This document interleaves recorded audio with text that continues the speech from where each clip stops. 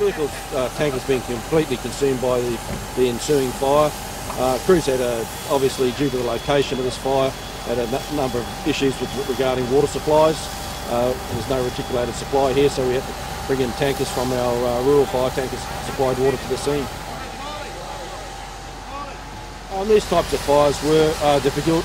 The initial crew, one crew that attended, were confronted with flames 20 metres in the air. As I said, a running fuel fire. It's extremely dangerous. The crew's limited water supply, so it does take some time to get the resources on scene to put a fire like this out.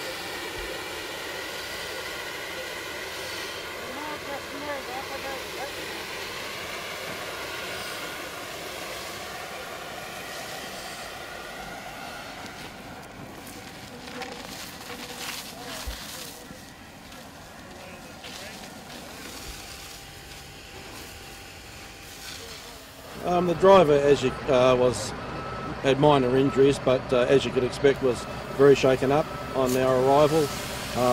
As to the exact cause, we're unclear at this stage. It's currently being investigated by the Queensland Police.